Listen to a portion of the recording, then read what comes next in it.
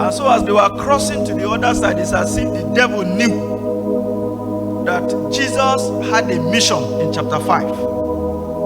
So we were told that there was a storm, there was a terrible experience that Jesus had with the disciples.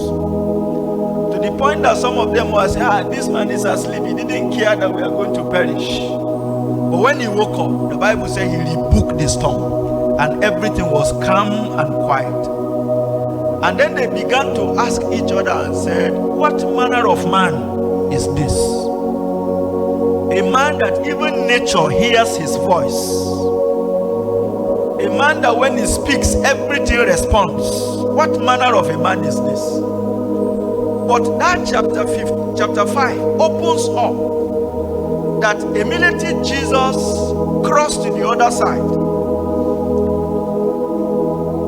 There is a story of a young man, or story of a man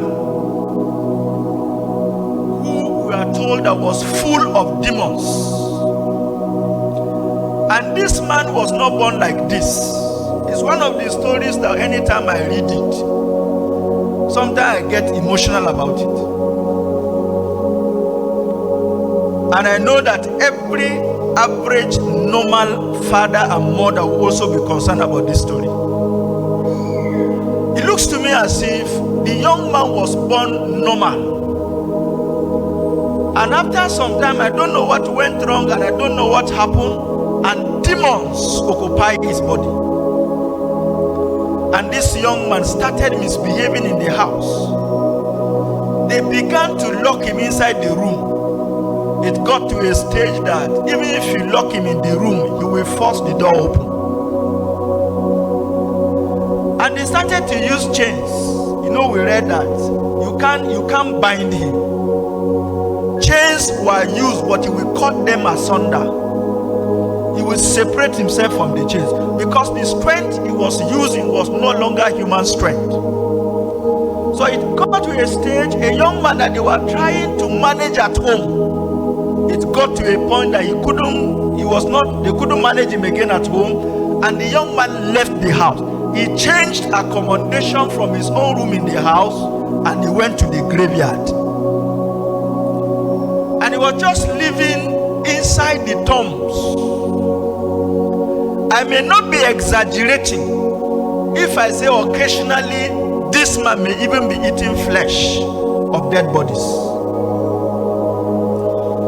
And we are told that it got to a point that every single day he was all over the mountains and inside the tombs, crying, shouting, and cutting himself with stones.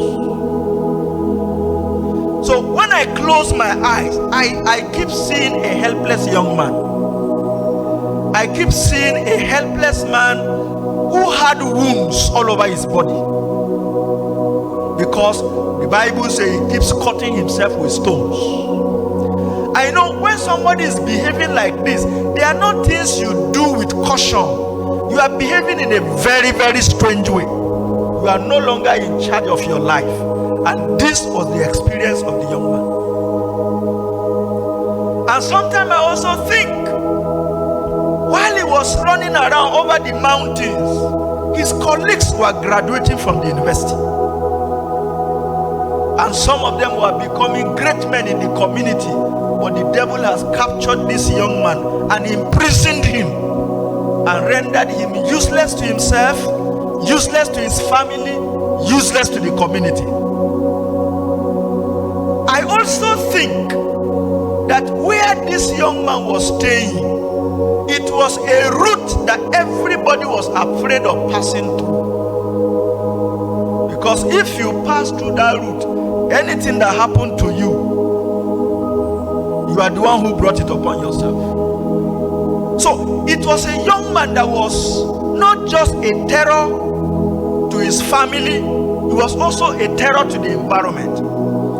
When I close my eyes, I can only imagine what was going on in the heart of his mother. When I close my eyes, I can only picture what was going on in the heart of his father.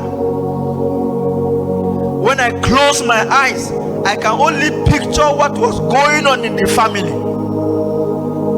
I want to believe it was a terrible experience for the mother and the father. And they were helpless, and there was nothing they could do about it.